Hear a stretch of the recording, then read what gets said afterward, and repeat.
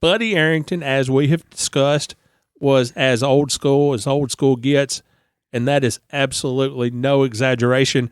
He was arrested on December 4th, 1971, by Pittsylvania County, Virginia deputies and charged with transporting illegal whiskey. In other words, the boy was hauling moonshine. According to a short blurb in the Spartanburg Herald the following Monday that was found in an online newspaper archive by the legendary Chase Whitaker, there were 240 gallons of whiskey discovered in the rear seat and trunk of a specially equipped car capable of hitting 180 miles an hour. Now, the first thing I want to talk about, 240 gallons of moonshine. That is a lot of liquor. That is. But for hauling moonshine, that's not really an overly large supply. You got to remember what something. Do you know about hauling moonshine there, Hoss? It's not my show, but I'm Hey, if you want to give Steve Wade a hard time, you're a part of the show. Well, I just want him to back it up. I've been tutored by the best, and you know who he is. There's a little sweat there on your forehead there, bud. All right. Well, I got to leave pretty soon. There's some stuff in my car. And this was not one of those, what do you call it, slash them up, racing through the dirt and all this kind of thing. But he was going at normal Sunday afternoon speed. He wasn't being chased. But he got caught. There is a difference. Well, the first time that I saw that, a specially equipped car capable of hitting 180 miles an hour, the first thing I thought, the boy has it in his race car. But then I did a little more digging, and it wasn't a race car, but it could have been at some point in its life. Another story in another online newspaper archive said that the car was a Ford Cobra and that deputies Doug Parrish and Melvin Brown were parked alongside Route 58 when they gave chase to Buddy about 4:10 p.m. They got him stopped, and the deputies found that the rear of the car was equipped with 11 additional springs and inflatable shocks. The deputies evidently took care of disposing the haul themselves. Deputy Parrish said, "I have never seen that much liquor in one car." It took two of us about 1.5 hours to pour it down a drain at the sheriff's office. An hour and a half. 2 gallons were saved for cough, cough, evidence. Yeah, right. To paraphrase baseball player turned author Jim Bouton in his immortal book, Ball 4, yeah, sure, it was safe for evidence. Well, I'll tell you, I got a couple of stories for you, Rick, as far as that goes. His mama, Louise. Buddy's mama. Okay. Yeah, knew full well that Buddy was doing this activity. And where they lived, up on a hill, and he would take his car there to hide it, to keep it away from the law. So Louise would know that Buddy's coming from the sound of the pipes. And I don't mean church organs. I'm talking about exhaust pipes. So she could hear him coming. She would open the garage door at the house. He'd pull in. They'd shut the garage door. And if the law was chasing him, they didn't know where he was. So she would do that for him back in the day. Okay. All right. Yeah. So as a reporter, it's my job to put two and two together. Yeah. Who was he hauling this moonshine for? I'm going to say good old country folk. Maybe the guys that Steve grew up with. Evidently, Mom and Daddy, they were good old folk. Yeah, they were. Hard-working farmers, tobacco farmers. Well, Rick, I can tell you something here. I can't for sure say that it is the truth, but Lee Petty, and I'll leave it at that, Buddy had a pretty good relationship with the Pettys. Now, I don't know how far back it went, and I certainly don't know that it involved this, but if you mention Lee Petty before he ran into racing full time, The story goes that a time or two he would be involved in that business. I'll leave it at that. According to NASCAR Hall of Famer Steve Wade, Buddy Arrington was arrested hauling moonshine for Lee Petty. Don't say it that way. I'm just saying that's a possibility. And or his mom and daddy. I don't ignore the possibility that Buddy might have had a contact up in Wilkes County. Oh, hello. Oh, wow. Yeah. The plot deepens. You asked me where he got it. I also know that he went before the judge, and he was given I believe, a $250 fine. And the judge asked him if he was ever going to do it again, and he swore up and down it was never going to happen. But the judge, you have to remember, Buddy was, even though he's not a fixture like he was maybe later on in the 70s, at that time, he was a grand marshal of the Christmas parade in Martinsville. And the headlines of putting this man away for hauling moonshine, coming shortly after him being grand marshal of the Martinsville parade, probably didn't sit too well. So they let him go. We've talked about Buddy several times here on the show. The first time, all the way back in episode 24. And Steve, in this clip, you talk about your relationship with Buddy and the rumor that he lost His little buddy. his little buddy in an accident during practice at Talladega. I was an absolute Cub sports writer in my first job at the Martinsville Bulletin. Well, Buddy is from Martinsville, lived there. He had his home there and his shop there. One day, I got a call. Listeners, you might want to kick back for a minute. Well, the voice on the phone said, "This is Buddy Arrington. I got a brand new car. I'm going to take to Daytona. Why don't you come out here and see it and take some pictures and stuff?" And I sort of stammered and carried on because I'd never heard of Buddy Arrington. And I said, okay, and hung up the phone. Now, I made a big mistake. I didn't know where Buddy lived or worked, number one, and there was no Google back then. And number two, there was no caller ID back then. So I'm in real trouble. I promised to go out to Buddy's shop and write about his new car and take pictures of it. I don't know where the heck he is. So I didn't know what I was going to do. Finally, I took it on myself to look in the phone book. And think about that. Who looks in the phone book today? You look at it online, maybe. But I did find Buddy's name and address and his phone number, and I called him. Yeah, he told me how to get over to his place, and I went over there, and I was absolutely fascinated because, you know, Buddy had not only had a nice Dodge that he was going to run at Daytona, but his garage at his house at the lower level, and he had 5 or 6 pristine condition Chrysler box. Did he really? Absolutely. Oh, wow. And, he just collected them. So I had to think up to myself, this guy must be, wow, doing very, very well. That's before I ran into the Richard Pettys and the Dave Pierce and the Wood Brothers. So that was my start. That's the first thing I ever did for a publication with a racing theme in it at all. And Buddy and I remained friends from that time until the time each of us, basically retired. And there's another story. This one probably isn't as pleasant, but it is funny in its own way, and it is true. At Talladega one year, there were only 2 cars at the track late in a practice session. One of them was Buddy's, and the other was Dean Dalton's. All right, Dean Dalton's another one of those independent drivers. So Dean goes into the first turn, and for some reason he spins out, and his car goes up to the top of the track and rests against the wall. Now, here comes Buddy out of the third turn, down the, tribal, headed to the first turn. And all of a sudden, inexplicably, Dean's car comes off the wall in the first turn. Oh, no. Yeah. Starts sliding down the track. I mean, it had been up there for, it seemed like forever. And it slides down the track, and Buddy just can't avoid it. And he gets into a wreck. And he's taken to the hospital. Well, I was on my way to Talladega and had not gotten there yet. So when I got into my room, I picked up a phone, and I called the hospital, and lo and behold, they let me through to him. I didn't think that was going to happen. And Buddy sounded terrible.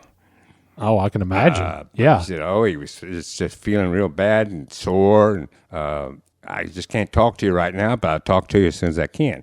I said, okay, but that's fine. We'll do that. He handed his phone over to the orderly or the male nurse or whoever he was and said, well, I have to give Mr. Arrington his bath right now. And he hung up. Well, how do I phrase this next part? At the track, a rumor was circulating around the garage area that in the accident, Buddy had lost his manhood. I did not laugh at that. Really? Oh, now now that reminds me of a story. I didn't laugh at it either, but I said to myself, well, you're a newspaper man. You got to find out what's going on. So now, once again, how are you going to ask that question? Once again, I called the hospital. And once again, miraculously, they let me through to Buddy. And I said, Buddy. Now, he wasn't sounding as pained as he was yesterday. He was sounding much better. So I knew there couldn't be anything to the rumor. Buddy, I got to ask you something. He said, no, it ain't true. My thing wasn't cut off. So, Steve, that's either going to give us 1 million new listeners or that's going to end us forever. I hope Buddy doesn't hear it. And on top of everything, he had what is perhaps the greatest hairstyle of all time in NASCAR. A ducktail and long sideburn. He looked straight out of the 1950s. Absolutely. And then there was the September 14th, 1975 race at Dover in which Richard Petty made up 6 laps en route to the victory with help from, drum roll please, Buddy Arrington. This clip is from episode 86, and it's the very first one for which Steve and I recorded our parts remotely due to the pandemic. It was recorded over Zencastr and with Steve using a headset that Vin Scully must have used back in his early years with the Brooklyn Dodgers. The sound is not that great, but the story itself is gold. On this particular day, though, Rick, 6 laps down was not enough to put Richard out of the race, as we well know. Somehow he made up 5 of those laps, and he passed Dick Brooks and Benny Parsons, who were racing for the lead, with about 20 laps to go. But time was going to run out before he got back to him to hopefully get back on the lead lap. And, Steve, that's where your good friend Buddy Arrington enters the picture. Buddy was like 50 laps down after Richard made up his 5th lap. Buddy parked his car on the racetrack to try to bring out a caution, and NASCAR decided that he was out of the racing groove, and the race stayed under green. Well, after he made it back to pit road, he stopped in his stall, he talked to his crew, and then he proceeded right back out on the track and parked in the upper groove in turn 3. And Steve, he stayed there until NASCAR finally threw the yellow flag. Unbelievable. Car parked on the track, and it forces the caution. Yes. What do you think Buddy was up to? I don't know. The yellow came back out. Buddy went back to the pits, and NASCAR promptly parked him for the rest of the day. Well, surprise, surprise. The race went back to green. Richard passed Benny and Dick, came back and won the race. And Kel Yarborough, who finished 4th, 3 laps down in this race, he said in Greg Filden's book, it was a fixed caution flag. Arrington tried twice to bring out the caution flag. I've got nothing against Petty winning, but this race should have been between Brooks and Parsons. Now the plot thickens. The plot thickens. Buddy had just bought a hauler from Petty Enterprises. So he was on the hook for, I don't know, several $1,000s.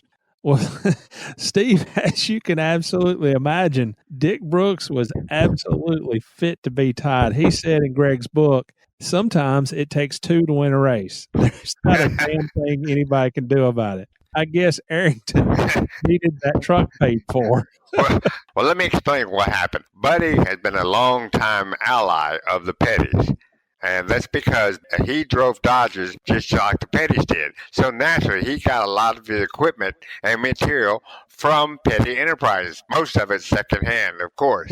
So they had an alliance long before the word alliance was ever used in racing. And I think at this particular time, Buddy, with a new truck, felt someone beholding to the Pettys. And I think that he went ahead and finished the deal by parking on the track and allowing Richard to make up those laps and win the race. It was sort of a payback. Okay. All right. Well, I have two questions in response to that. Number one, do you think that there were team orders in play? Do you think that Maurice or Dell Inman or somebody went down to Buddy's pit and said, "Hey, can you help us out?" And number two, do you think Buddy got a discount on the truck after that? Well, to answer number one, think Maurice, also known as Chief. Okay. If the Petties were ever going to hatch a plot, he would be the man. What are you saying, Steve? Let the chips fall where they may. And on the second question, yes, discount indeed. But that's the way it was. I mean, I'm not saying it was right. I'm just saying it happened. And Buddy Arrington and the Petties were not the first, and they won't be the last in racing to form some kind of strategy relationship that benefits one or both guys. And evidently, from what Steve Mills said, Travis Carter, who was Benny Parsons' crew chief, had kind of been confrontational after the race and yelled at Richard's crew and everything. So, Steve, that had the potential to be a pretty big fight. Well, I'll tell you what, it may have had the potential, but I don't think a fight would have ever taken place, and I have one reason why. Back in those days, you would never find a more even-tempered or mellow man than Travis Carter. It'd be hard to see Travis getting into fisticuffs with anybody.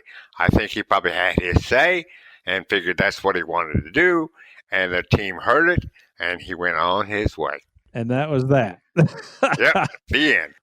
Well, a couple side notes to that race, guys, is that to this day, Joey tells me that Buddy knew nothing of what was going on during the race because he had no radio. So Buddy would have had to look at the pylon to determine if he needed a caution for Richard, the previous owner of the hauler, and needed a caution. And I don't know if Buddy would have known enough to glance over to the left to that tall pylon at Dover Downs and look over and be able to then formulate a way to park this thing in turn two. So that was no radio contact. Second of all, the paperwork for this was already done. It wasn't like the paperwork was done after the fact. The purchase was already made by the Petties. At the time of this recording, I was hoping to get a copy of it, but Joey can't find it.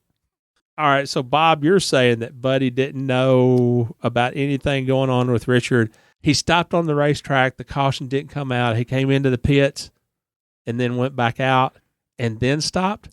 I'm thinking if he didn't have radio, he got a message when he came into the pits.